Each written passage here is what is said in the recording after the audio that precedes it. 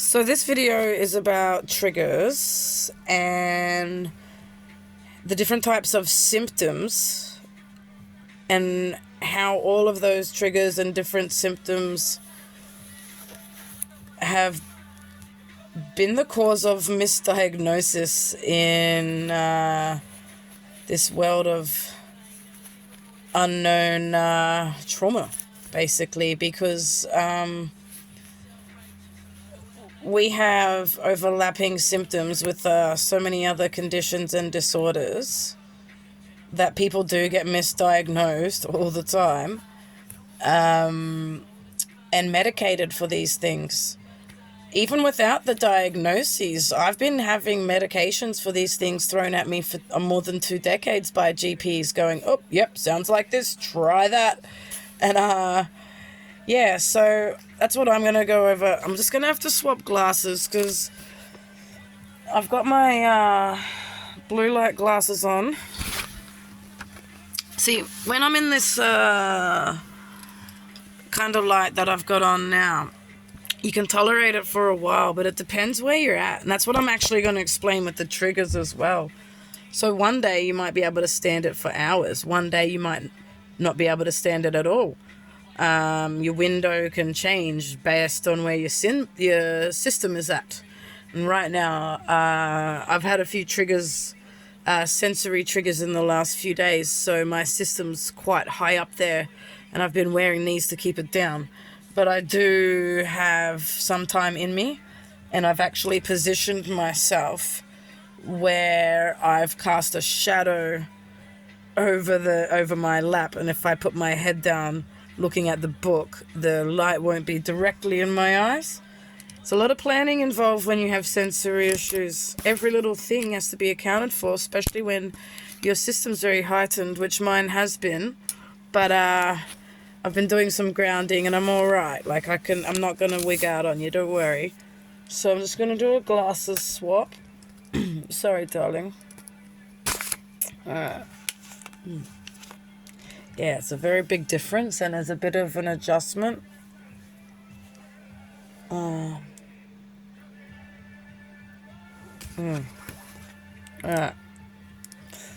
I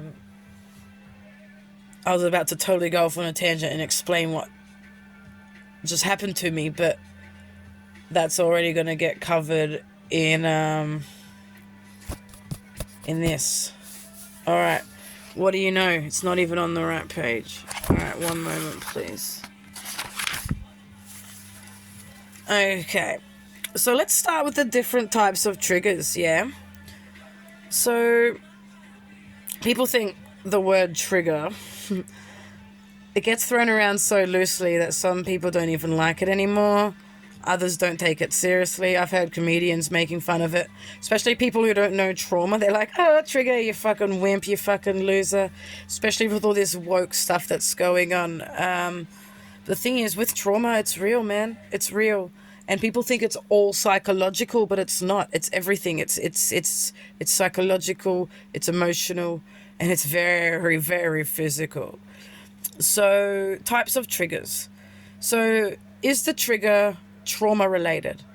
And what I mean is, has something happened that's reminded you of the event? So, let's use my story, as always, as an example, analogy, point of reference.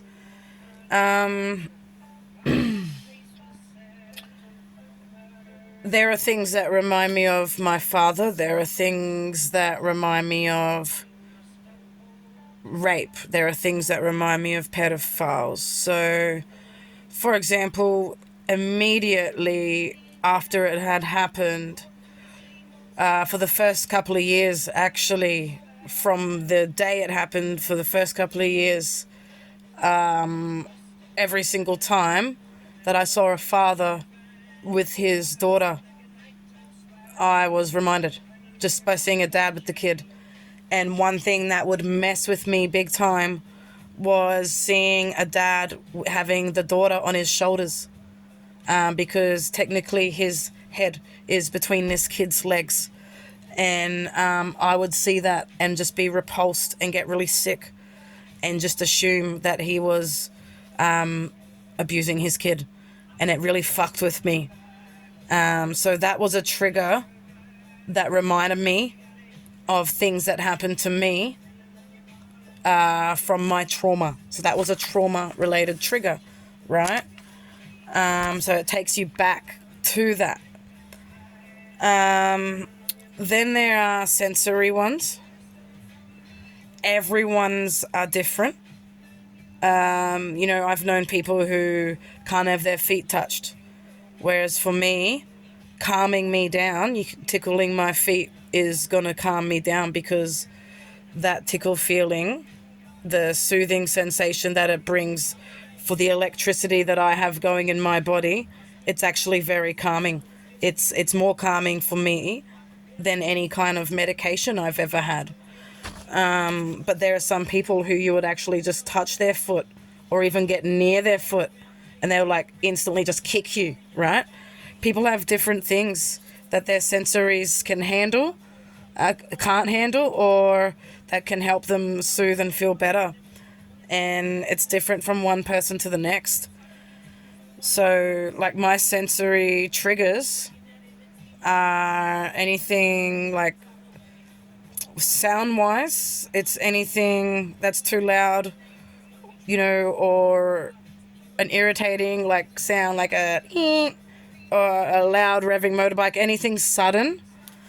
But it also depends where you're at. Like I could be fine and there'll be a billion sounds around me. There's traffic, there's someone mowing the lawn, there's music in the background, there's doors slamming over there, and I'm fine, and it's just background noise.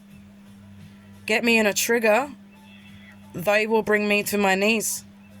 The sound of like someone going when you are that heightened in a trigger can be the same as just getting punched in the guts. Oops, sorry, darling. Keep knocking her. Movement is another one. Like anything coming at you or anything that's just, fast, busy, flashing lights, people just moving around. That's why I was once really struggling when I was living with someone who had a Kelpie. And yes, my dog's called a Kelpie, but she's trained to be a Zen dog. But also she's only quarter. The energy, like the that will make me go up, up, up, up, up, up, up. So things like that. And touch, it depends. So I'm usually fine, but as long as no one's in my personal space or not coming up behind. But there are certain ways of touching that will trigger me. Anything that feels trapped or stopped. So I could be walking along and my shirt gets stuck in something and pulls me back. Instantly, I'm back being held down. So the body is reacting even though my brain knows it's a shirt. So a lot of the times it's not mind over matter in these situations, because trauma and the way that triggers work, your whole system goes directly into fight or flight and back to that moment to protect you as if you were in that moment. It's not your brain having an overreaction. It's your whole system having an overreaction. Sometimes your brain is part of that overreaction because the fear, the paranoia, the overthinking. But when it comes to sensory, if you're in a good mindset and you're walking along and everything's fine, and then something just goes, bah! And next thing you're in the fetal position, shaking, crying, it wasn't because your shirt got stuck or because you tripped. It's because the system got jolted into fight or flight. And it's doing exactly what it would if you were back in that situation 23 years ago. So how much a trigger will affect you really depends on where your system's at, your environment. And so what that can mean is where your system at. Okay. How much have you been sleeping? How tired are you? How much stimulation have you had? Have you been really overwhelmed and overstimulated all day, or have you been zenning out and your tank's full, like you can take it in. What's your stress levels, like how much have you been dealing with? How many directions have you been pulled at, like how many things are you juggling, you know? Like, what's your environment like? Are you in a safe space? Is it familiar? Is it new? Is it like flashing lights and like fucking over like charging you? Are you okay? Like, what's going on right there in that moment, and where's your system at will depend on how a trigger can hit you. Then there's other types of triggers, behavioral ones. Like maybe someone's done something that you consider as rude, or it's offended you. There's been some kind of incident. It's got nothing to do with your trauma, but because you've been triggered, your system will still react the same way. So when I say behavioral ones, you have behavioral triggers. So if there are certain things that people do that set you off, and it might not be related to that incident or an incident, but it does stem back to your trauma at the end of the day. So, for example, my behavioral ones would be being accused of something that I haven't done, and not being believed. And that stems back from growing up with a mother who worked in psychology and was analyzing everything, and I was always having to like explain everything. But then that was also because I was going to the doctors and they were accusing me of being on drugs, and no one was believing any of my symptoms. And I'm the sort of person who, I'm always people pleasing and I'm honest. So it's become a trigger of mine. Sorry, that I think I've moved. That's better. It's become a trigger of mine for someone to not believe me or accuse me of something I've done, and I just start wigging out. I get really angry. It's an anger trigger. So that becomes like an emotional dysregulation, right? And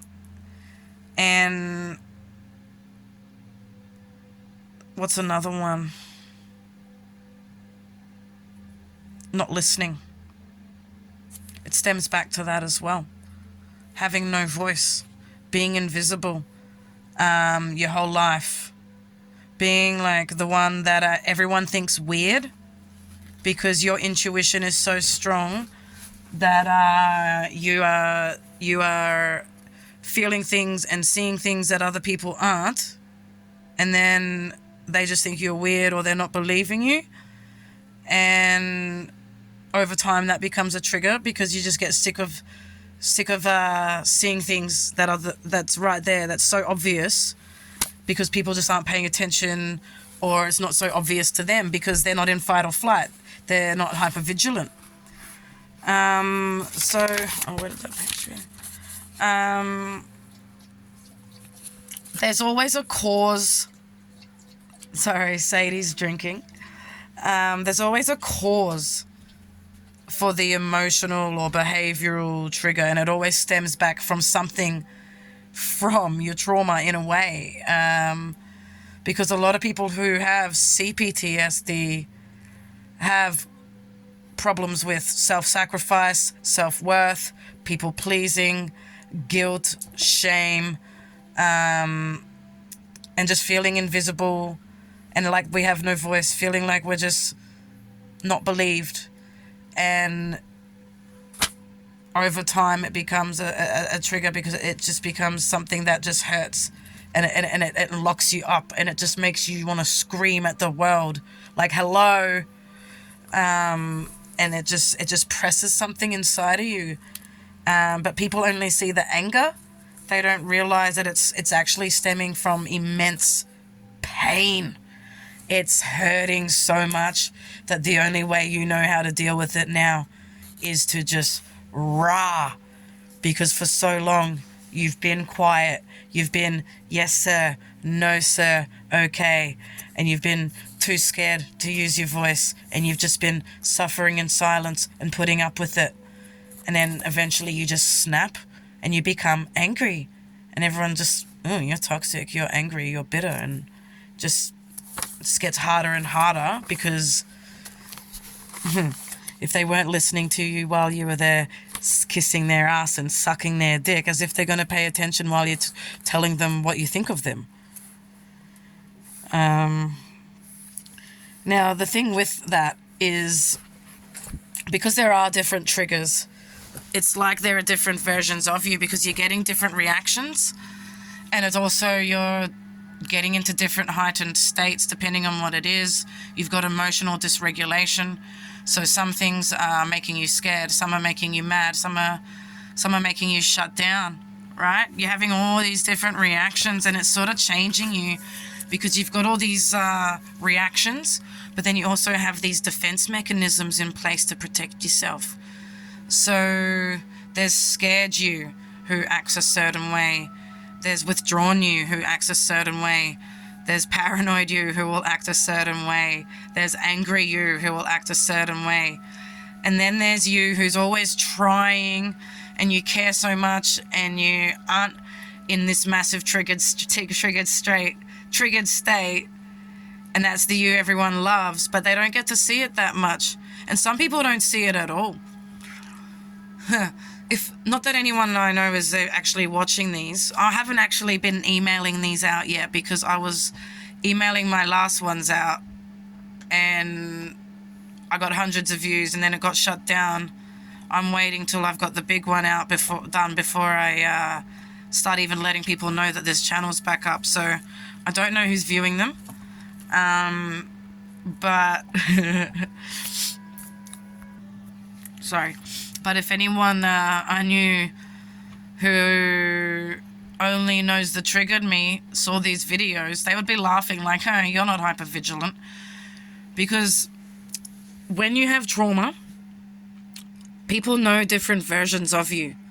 So the people who you feel safe with, who you can trust with, who aren't triggering you and setting you off, you are always going to be gentle and warm. You're going to be alert and switched on. You're going to be having your frontal lobe about you. And you're going to be achieving things. You're going to have a sense of humor. You're going to have all these sides to you that people like my best friends and my partners see, right? So my partner sees that side of me. My friends who have known me for 10, 15, 20 years, they all see that side of me. But then there are people who will only ever know you to be on eggshells, who will only ever know you to be people-pleasing, who will only ever know you to be scared and I'm sorry, and they just think you're pathetic. Then there are some people who only know you as this crazy, angry, intense psycho, because you're always mad. Then there are some people who know you as a mute, who's just quiet, who never talks, who's really withdrawn. None of them know you. And that's because those people, in some way or another, they either trigger you a lot, or for some reason you feel unsafe, or for some reason you don't trust them, or you don't like them, but you have to be around them. So whatever it is, you're not going to ever be yourself. You're not going to be switched on. You're going to be in fight or flight around those people. So there are going to be people who don't get to know the real you. They only know one of your fight or flight yous. And that leads to this next thing when I say one of the versions of you. So a lot of people with CPTSD get misdiagnosed. I have met hundreds and hundreds of people who have been like, yeah, I've got CPTSD and autism. I've got CPTSD and ADHD. I've got CPTSD and bipolar and personality disorder and schizophrenia. Okay, yeah. I myself have been not diagnosed with, because my therapists have just been trauma. my most recent one, because of what happened last year, 23, in Victoria, which is coming out on a video coming up very soon, showing how disgusting our system is, side note. I've now got new diagnoses. My whole life, since I got diagnosed with trauma for 2 decades, was trauma. Now, a year after that incident of getting re-traumatized so hard by our system, I now also have somatic symptoms disorder, panic disorder, and agoraphobic symptoms. Basically, with all my somatic symptoms and my panic and my sensory and my triggers and the fact that don't want to leave the home. Imagine having agoraphobia when you're homeless. What? Basically, as soon as I open the door and leave, I'm fucked. So, yeah, thank you. Anyway, see what happens to our brain? Oh, all the misdiagnoses. And I've had pills for all those things except autism, right? Or maybe I have. I haven't even checked. A lot of those pills, who knows? A lot of them, I could have tried some of the autism pills. I might look into that, actually. I'll let you know on another video. So, why do we get misdiagnosed with ADHD? Because people with CPTSD do have trouble focusing, where we've got problems with being restless and fidgety, and we get brain fog, and we have problems with being disorganized and a bit scatty, yeah? They're all symptoms, some symptoms of ADHD. I know that you guys have many others, but those are also symptoms of CPTSD. So we tell that to a doctor or a therapist, and they ignore our trauma and go, oh yeah, you've got ADHD, try this. Autism. So the way we process information, because we are wired differently, CPTSD is being debated still as whether or not it's neurodivergent. We have a lot of symptoms with our sensory, the way we process our thoughts, our emotional dysregulation. But because trauma is curable, really, 23 years on, it's only curable when people pay attention, when people know about it, and people care to help you with it. Sorry. Because it's curable, they're debating that it's neurodivergent. And because that debate's still in place and we're not considered neurodivergent officially, we're not getting the help or the understanding and compassion for those same issues. Bipolar. We have highs and lows and mood swings and manic episodes. Those are different triggered states from the trauma. So we do wig out. We can go from 0 to 100. We can get depressed. We have highs and lows. It's our fucking trauma, man. It's all those different types of things that I was just explaining before. Personality disorders, same. Different versions of us. You're going to see us in different states. Whether or not we trust you, whether or not we feel safe, if we're scared, where our sensory is at, where our mental health is at, where our emotional state is. Like, there are so many versions of us because we have to be safe and protect ourselves.